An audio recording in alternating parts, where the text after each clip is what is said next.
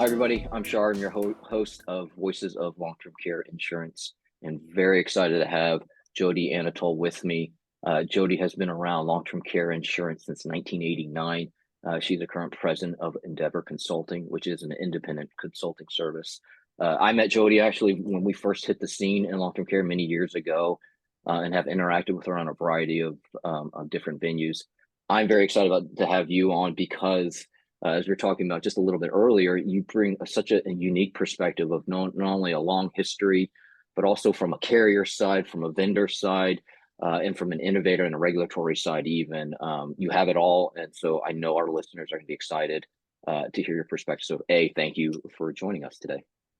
Thank you, Char.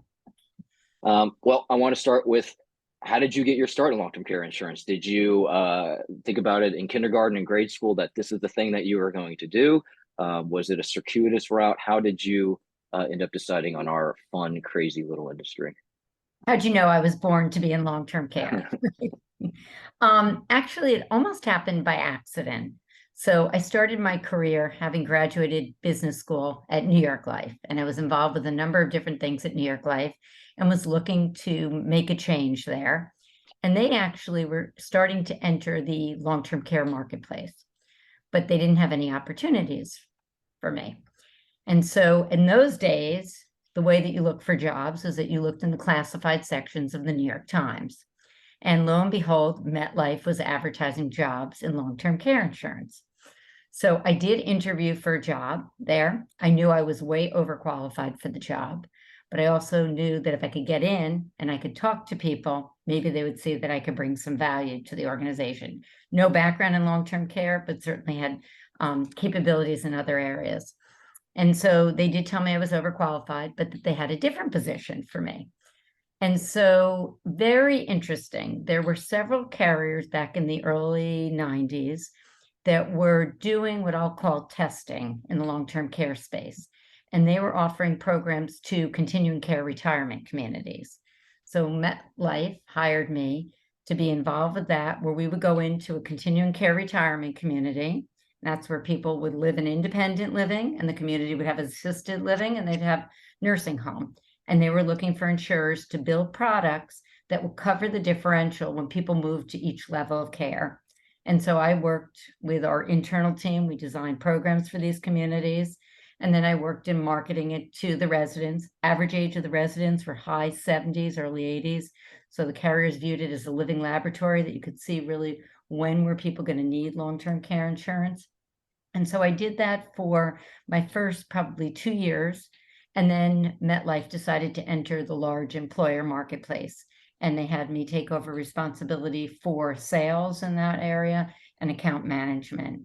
And, lots of different stories as a result of that. But I just happened to take a risk going to a carrier that was newly entering something, doing something new, and got in on the ground floor. That's awesome. There's a lot to unpack there. Have you stayed exclusively within long-term care insurance then, after that sort of initial foray? And if so, what anchors you to what we do? I mean, it's technically complex, which is cool, but we've got a great mission. Is that combination? But what has been the draw to remain within LTCI? So there's a yes and a no to that. So I spent 25 years at MetLife. I retired from there in 2014. For the majority of my career there, I worked in long-term care and a variety of different positions where it was product development, compliance, involved with the regulatory side, working through the agency side, selling our product on the individual side, the employer group, ARP. We'll talk in a few minutes about another innovative thing that we did. But my last 2 years, when MetLife had made the decision to no longer be selling, but just be managing closed block, they asked me to also take on responsibility for building out an accident and health product portfolio. So critical illness, hospital indemnity, all those types of products. So I still had long-term care and I had those other products. And what I will say is I still had a passion for the long-term care side. I felt like it was something truly had a benefit. I think that the supplemental products like critical illness accident health are all great products. They fill a need that's out there. But having had parents that actually utilize long-term care insurance and seeing a lot of people, I felt like long-term care insurance was really where my passion was. And I felt like this was something that can make a difference.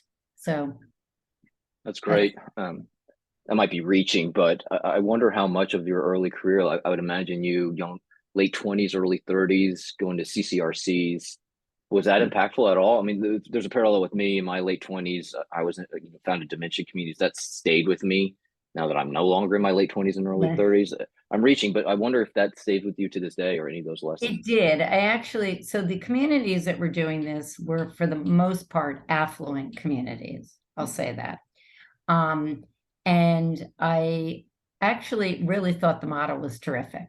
Other than the fact that the model required people to spend a lot of money to buy into a community, I thought the idea that you could go somewhere, you could live, if you were married, with your spouse, independent living could be terrific. It provided, you had socialization, you had support services and all that. And then at some point, if you or your spouse or both of you became frail or needed, you had a place to move. So yes, I found that to be something that I actually was disappointed that whole marketplace didn't continue to take off, because I thought there was something to that. And there probably are a couple of niches out there where they are offering something similar to that. I could name one or two, but it definitely did sit with me in terms of the fact that people need a place to live, and they need certainly the financial support. That's what's so fun about our industry. Like people who've stayed in it, they're drawn to it because there's financial complexities, and there's big words, risk stratification, and really technically complex issues. But at the heart of what we're doing is it has a tremendous effect on not only the policyholder, but we know their family and their extended family. And I've always been reassured to see leaders within our industry resonate towards that message and keep us. Char, I will tell you a insightful and kind of humorous thing. Early on at MetLife, we offered products that only covered nursing home and home care. And we really pushed the actuary, said we need to cover assisted living. And he was very, very resistant. And then we went to visit an assisted living so he could see, and he still was even more resistant. And he said, if we include assisted living in these policies, people are going to want to move in there, and we're never going to get them out. Yeah. So he was right. Yeah. I mean, I just more had a attractive conversation than a nursing home. Yes. Yeah. Well, I mean, that's a really good antidote. I want to sort of put a pin in that. We'll probably come back to it when we talk about sort of the increased excitement around wellness programs and how maybe that anecdote we reversed the tide there. But any other interesting milestone events or developments in the careers you've been there from a major carrier from product design. You've been there early on. Now, as a part of your consultancy, you're helping, I know, not only carriers, but reinsurers and other providers. You've got to have some really interesting stories that have stuck with you on how sort of macroscopically we think maybe as Americans or a broader category of what it means to age and what it means to get older in our country. So a couple of first we'll start with milestones. So you are right. I was in my late 20s, almost turning 30 when I started here. 1996, HIPAA was enacted. Everybody was excited about that. They thought that was going to be terrific. It gave us more standardization of our products, et cetera. You could look backwards and say, was HIPAA a benefit or was it a drawback? And now I would say probably a drawback. It gave too much, it gave you little opportunity to be really innovative with product design because you were really guided by what the triggers were. In fact, it was a guaranteed renewable product, level premium. And so it did take the creativity out of having a tax qualified long-term care product. So yes, that was a big milestone. It meant everybody had to recreate products, and it did change certainly the trajectory of things. Probably for me, I was fortunate. I was at a carrier that was outside of long-term care, was a very large life insurer, had huge distribution with agents, both our own and independent. We were one of the largest group insurers. And so MetLife was very interested in having products in a lot of different channels. And so I had the opportunity where we were not only selling to introducing to individuals through our agency, we were selling through employer groups and primarily large employers. When I say large, Fortune 500 employers. We were fortunate we were awarded the federal long-term care contract with John Hancock. And I do want to talk about that for a moment because that's a very interesting story. And we also were awarded ARP's contract. So we had 4 channels that we were operating in. And as a consumer, you could be approached by each one of these channels and you would see MetLife, but you had to make sure that the products you were offering made sense. Because, you know, if you, Char, received an ARP offer and you received an offer on the individual and our pricing or our product design was so remotely different, you got to say this made sense with MetLife. So it was pretty challenging, interesting, but we were very successful in kind of how we navigated that, how we worked with our distributors, et cetera. So 1999, I believe, there was legislation from the federal government to put in the federal long-term care program for its employees. They certainly encouraged carriers to be out there. They encouraged what we'll call consortiums, more than one carrier. And prior to that point, we were competing pretty head-to-head with a number of group long-term care carriers, and one of them being John Hancock. And it was a bold move. The 2 carriers, MetLife and John Hancock, decided to partner together to not only develop the long-term care program for the federal government, but actually to create a standalone third-party administrator, which was Long-Term Care Partners, that today is FedPoint.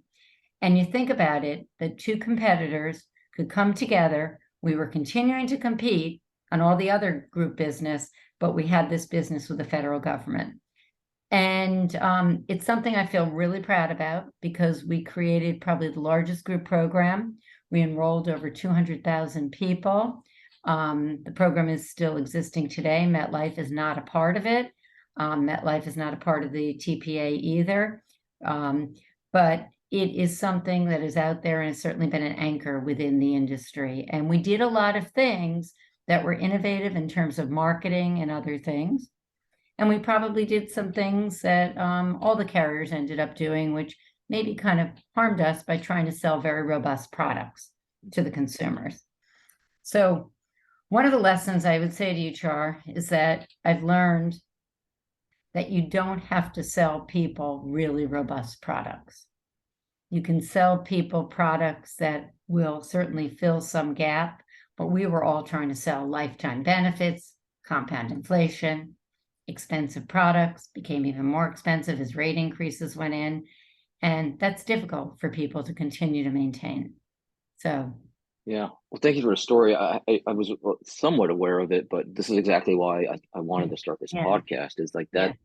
Yeah. You might be able to read about that, but it would be really hard. I don't even know what I would Google for, but I was aware of all those brands. I wasn't aware of the genesis. And I think it's a great anecdote. It illustrates our industry as a whole, where yes, everyone touts that it's a small industry. Yes, we're not competitive, but it's really collaborative across providers and vendors and carriers. And I think everyone's really interested in learning from each other. So, and then that story. So that's an interesting point. So I worked for a large group carrier. Clearly, MetLife offers tons of voluntary benefits. I do not think that there was another product line at MetLife where the people that were in the product line worked as collaboratively with their competitors and the people there. So it's unique in long-term care. I mean, disability may do it a little, but it's really unique here. And I think we've all had our challenges, and maybe that's where we've come together, or there have been initiatives where we use our trade associations and we tried to pass different legislation. But definitely unique. No, it's perfect. I mean, because we'll talk about this here in a little bit, but the innovation is driving a lot of innovators into the industry, so younger companies or established companies with new ideas. And I think some of this perspective is lost, which is the reason that we're so collaborative and it's such a great place to build new technologies and services and innovate is because of this collaborative nature that it sounds Mhm. like from its very early DNA was baked into two very large heavyweights sort of coming together.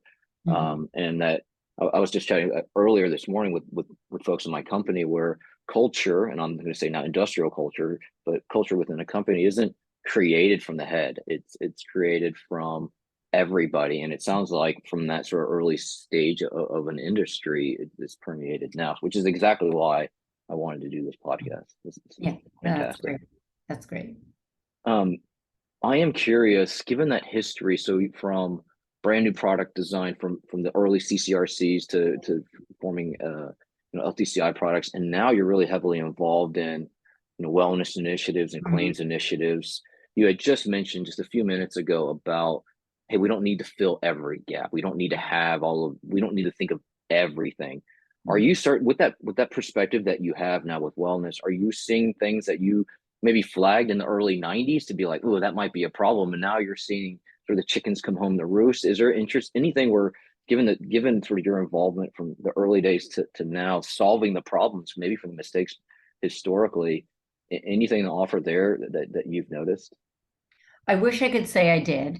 But I would have said to you in the early 90s, as we were amazed at how few claims there were. I can remember the leader of our business saying, boy, we got it, people have to be approved. Like there are hardly any claims. And then all of a sudden, the tides have turned with that. Um, I wish I could say that we thought of things. One thing I will say is as an industry, we probably should have been a little more kind of thoughtful about other products that were out there, even early on. So for me, it wasn't until the 2000 era, like mid 2000, when I had a boss who came out of the disability side, who got involved with long-term care and started to look at things and say, perhaps we should be looking at the business a different way. Um, Very few of the long-term care insurers had health insurance background. Yeah. Wellness comes out of health. Yeah. Had there been more of the health insurers that had been involved with long-term care, maybe we would have gone on a different path by doing some things at Yeah. that point. And in particular, because early on, we weren't selling to young people. When you got into the employer group marketplace, you did start to sell to people average age of 40. But for other products, it was an older age. So, there's a lot you could say had we known then what we know now, we may have designed things a little differently. We may have had our product policy forms have a little more flexibility to be able to offer certain things, even if we hadn't thought about it. So hindsight's great. Yeah, it is. Hindsight's really good, right? Yeah. Yeah. What I don't know is if someone gave me a piece of paper today and said, sketch out a product, what would you do? Which is a good exercise. I mean, Yeah, it is. great exercise. I'm not sure what I would come up with at this point Mm. because I still don't know that we know everything. Yeah. Yeah. Well, I always like learning from leaders, and I think a lot of our listeners do as well. Do you have any words of wisdom to either emerging leaders or established leaders that have stuck with you over your career, either in insurance or just general business from business school, that you have lived by that has served you well? Any nuggets from a professional perspective or how to balance work life? You and I chatted about that earlier. Sort of the Mhm. challenges of building companies and families and caring for older adults. Anything that you want to pass off to those listeners? I do. So I obviously, because I was involved with so many different aspects of the product, knew our products inside and out. And I had a boss who somewhat was a mentor of mine, and I was leaving the organization, and she took me aside and gave me a word of advice that I have given to people over time. And she said, Jody, you know everything here, backwards and forwards. What is really important is that you make sure all those other people that are in this organization know it, because the day that you're not there, this product still has to keep operating. And so she said, let them do it, stand back. I'm sure they won't fail. And I thought it was great advice. And you know what? When I left MetLife in 2014, they did just fine. Mhm.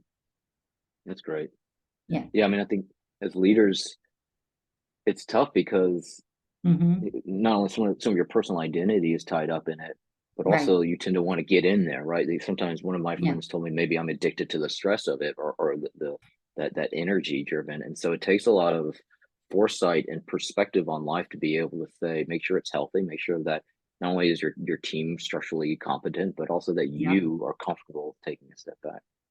And I think that's particularly important now, because as we have a generation of people that are retiring that really understood the product, and we have hopefully new people coming in. I mean, these blocks of business are going to be around for a long time. We do need people that understand the product, how it works, whether it's on the actuarial side, whether it's on the operations claim side. And so it's just so important that we make sure we've got people that are there to be able to That's do that. perfect segue. On that note, what are some of the innovations or changes that you're seeing that you're really excited about, that you think with that foundation of knowledge that you just mentioned, Yeah. if we have that, we're going to be able to transform the industry? Or does the industry not need transforming? What are the areas that you're excited about from an innovation perspective? So I think you know this, and obviously you're a company that's very involved with wellness, and you've done a lot there. Um, I know we have a ways to go, but I think that the opportunity with the wellness is really limitless if we can all figure out how to do it, who to get it to, and make sure that people are engaged. And the one thought I do have on that, and it's based on experience that I'm having right now. So I've got 4 friends whose parents have long-term care insurance. Nobody ever came to me to ask me what product they should buy, but they all bought different products. And navigating these products is really challenging for the average policyholder. Understanding and these are all smart people, by the way, and their children are reading all the policy language and trying to figure out what's going on.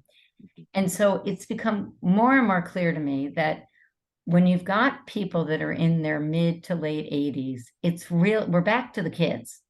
We have got to figure out how to get the kids involved. The kids could be, in their late 50s, 60s, but the parents are not the ones that are even making the decision. And so I keep thinking to myself, if a solicitation went out and it went to the parent, they may not do something on wellness.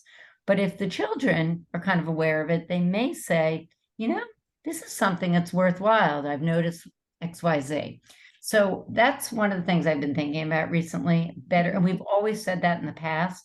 How do you get more people to buy? Isn't it getting to the kids that are out there? And the kids are not young kids at all. So wellness has a huge potential. Everybody knows these products were priced. They were designed a certain way. Can't really change them easily. We can't keep putting rate increases. We've got to pull other levers. And so if there is a way to either prevent people from going into claim by giving them some sort of support, or once they're in claim, providing them with better support so that they don't utilize all their daily benefit, that is terrific. And that's a win for everybody. So I know you're testing these things out, other vendors are. And I just say to the carriers out there, give it a chance testing, because if we don't, I don't know what the next thing is that we're going to offer, but it's worked in other industries. I mean, well said first. Second, where do you think from a carrier perspective, you've been on that forefront, you've been beating this drum.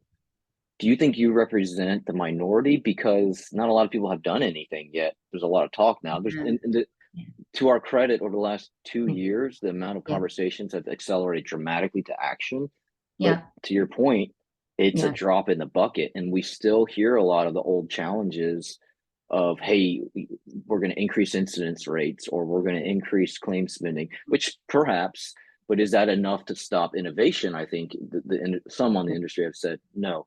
Are you generally bullish on seeing this culture change of, we got to do something. And it's not a 1 year something, it's a multi-year, maybe a decade long something. Are you bullish that there's that appetite?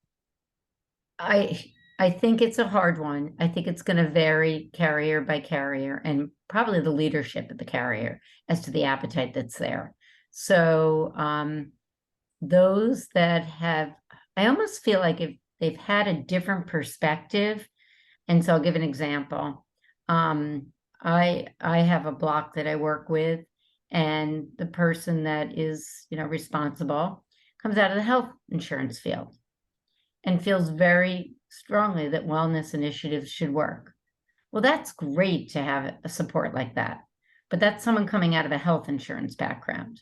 You get other carriers that say, you know what, I don't have that much time. But the truth is you do have a lot of time because we're going to have claims for 40, 50, 60 years.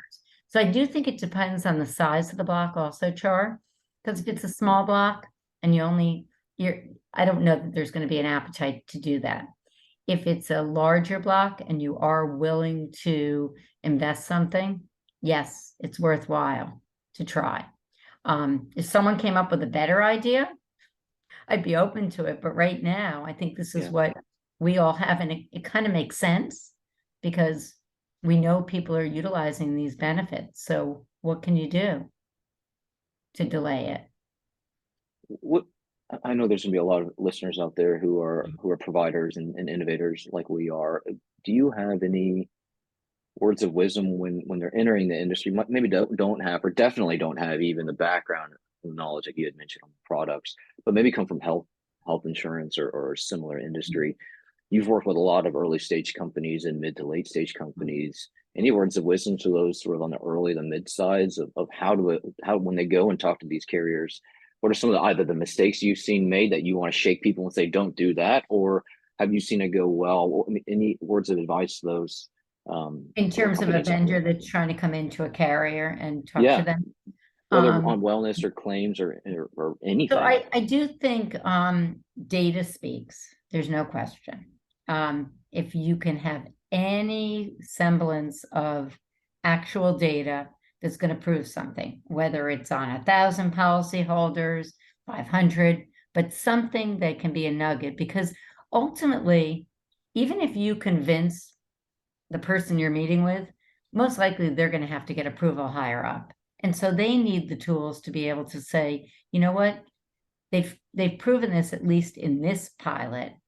Let's see if we can try it on ours. So I'm a big proponent of having some actual data that makes sense there, that people they can kind of utilize to be able to have the message. Remember also, the simpler your presentations as vendors, the better. The more you confuse the carriers with lots of different things, not great. And what I will say is, yes, the end result is really important. It's really important that we can show that there's some savings. It is really important to be able to say, are you able, how are people responding? So what, your engagement. There are carriers that have very strong feelings about brand recognition and feel like they want to do things for their policyholders. So that's really important. Customer satisfaction, the Net Promoter Score is important. So I think there are several different elements that are important. And hopefully someone realizes this will take time. It's not going to happen. We didn't get ourselves into this predicament in this industry overnight. It was a few decades of, pricing and doing things. So, we do need to give it a little bit of time. Yeah, well said. I think through the last issue I want to cover is as we've gone through the early 90s or late 80s and to where we are today. Where are you feeling? I'm a big believer in vibes and just general feelings about things or big macroscopic issues. Are you excited? Are you concerned? Do you think we're at a tipping point? We can go either way, we can go backwards or forwards. Or are you ambivalent? Where is your pulse as a leader? And you're collecting so many cool data points. What's your vibe? What's your feeling for our industry? So, and you have to see how you define the industry, because Mhm. early on we defined the industry as just straight long-term care. Now we have an industry that's got standalone long-term care, and we've got lots of variations of hybrid products. I will say, decades ago, I was not a proponent of the hybrid products. I've actually changed my opinion on that to some degree. I actually regret never having bought one of those products at that point. I am concerned about standalone because in order for a market to be viable, you do need carriers that are willing to enter. And what I don't see right now is a lot of interest from new carriers coming into the industry. And I'm not sure that carriers that have closed blocks are going to go back in and offer a product. Interestingly, when I was at MetLife, I was a big proponent of what was the Class Act, which was a combination of a federal program and private. Not exactly how the Class Act was defined, but I always felt that if you could have some sort of government program with private on top of it, we'd probably get a bigger take-up rate. Yeah. So, but we're not going to see that in the foreseeable future either, because I don't think that long-term care is top of the radar. There are states clearly they're doing programs, and that can be very promising. It's out there. So I am concerned because I do see the value of the product and for the people that bought it. And I have people that I know that are in their 50s that say, should I buy the product now? What should I do? And, the answer is you probably do want the product. Right. You need something. Everybody knows how expensive it is, but it's not a slam dunk answer either. Yeah. So. But that's great on the product side. Any thoughts on the other side of the coin, servicing existing policies on the claim side? Do you feel like we're entering a promising period, or do you see some challenges ahead for us? I think claims processing is challenging. I think that it should not be. So there's promising part in terms of some of the things that you and other entities are doing, where you're coming up with streamlined ways for claims processing, the electronic visit verification programs that are out there that a couple of vendors have, which is really going to focus on fraud and waste and abuse, but also it's going to streamline the administration. I think all that is terrific. I do. Where I think the challenge, and I've seen it firsthand, that process of people first, as a policyholder, requesting benefits and eligibility is not an easy process at all. And I wish it could be easier, but it's not easy. And approving people is not easy. And we all know during COVID, it was even harder with, in terms of assessments. There's been innovation there with the virtual assessments, which I think have been terrific. But I do think that anything that can be done to streamline the process for the consumer, and also on the administrative side, where a number of you are coming up with tools that are very good, I think that's all going to be very promising. And it should cut out expenses ultimately. Right. I mean, I think we have been a big believer in, if you streamline access and you meet policyholders and claimants where they are, that you get an ROI back. You alluded to this with customer satisfaction, just easier engagement, better vibes in general. I think pays you out, pays it off downstream. Anything else you want to share with listeners or viewers that we didn't cover that you think we ought to? Any last pearls of wisdom from either your awesome career or where we're heading? I just think that as an industry, we're fortunate to have people like you and some of the other people that have really had an interest in long-term care come in. You're offering products and services, so you're kind of bringing new life to our industry, which is great. I think that people do appreciate it, and gives us hope that there at least are things that we can do to work with what we have today. I don't know where the future will go, but I think it's terrific. Well, I appreciate that. I want to echo it too. I mean, I think the reception we've had from you and from others in the industry, from leaders, has been just it's been mind blowing. It's been open arms, the ability to connect with individuals who are incredibly senior in these very big jobs has blown me away, that they've been open to chatting with a small company and sharing ideas. And again, this whole notion of collaboration has been great. And early on, when I hit long-term care insurance, I've been a provider for a number of years. I was convinced that as I learned more, that the next stage of innovation for aging in place in the U.S. and maybe the world is going to come from long-term care insurance, because there's a lot of pressure on it. But there's also like really that collaboration and innovation appetite I could see was starting to shift. So you've been a huge part of that. So I want to say thank you. Thank you. Yeah. But again, thank you for being on our podcast, Voices of LTCI. I have learned something. It's exactly why I want to start this podcast. So I'm super excited for this episode. Again, thank you. Thank you.